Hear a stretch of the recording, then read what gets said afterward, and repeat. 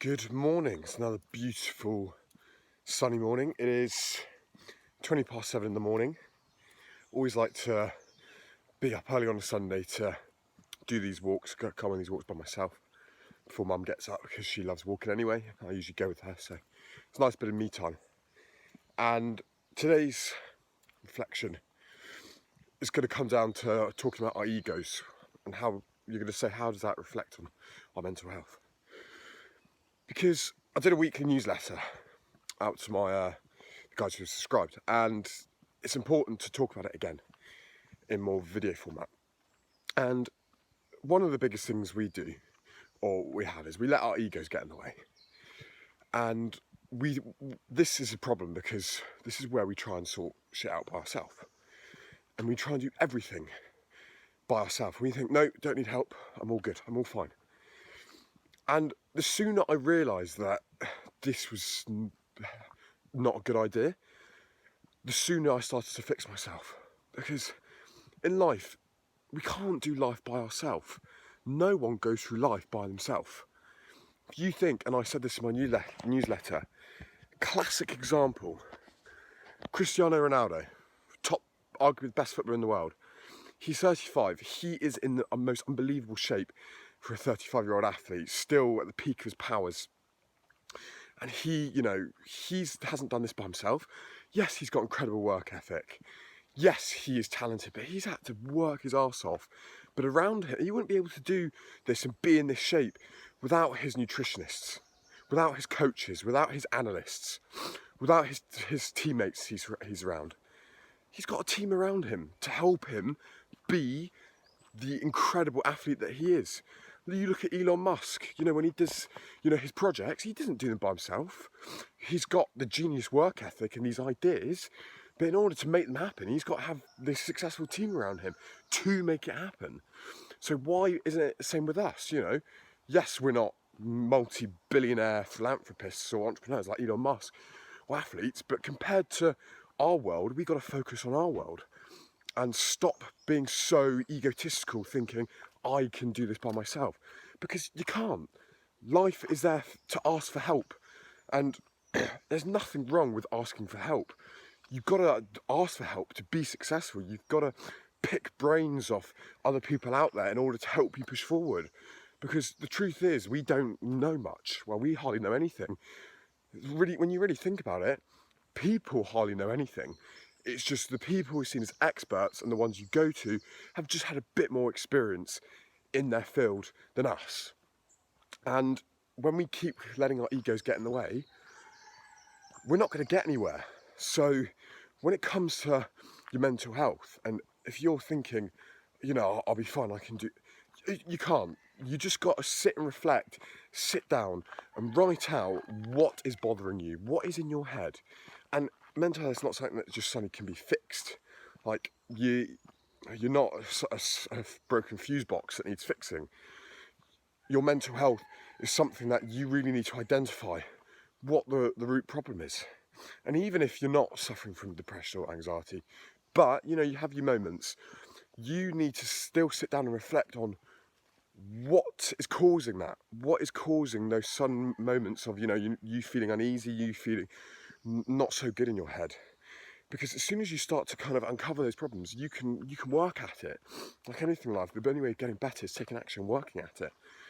So when it comes to thinking, I can do this by myself, just sit down and think, what is causing me to feel this way? And then how do you go about sorting it out? How do you go about sorting it out? And the moment I started kind of looking to people for help was, it was terrifying. It was absolutely terrifying. I was like, I've got to do this, otherwise my situation is going to get worse. And when I realised that, my situation got so much better. Took a couple of months, to start really kind of seeing the differences of opening up to people and in terms of making a substantial difference. But the initial step, I was seeing little wins left, right and centre because I didn't feel so trapped, because I started asking for help and I stopped thinking that I could do this by myself. Because the truth is, when you're in the mental health issues, you never can. You think you can, but you cannot. And that is the honest truth.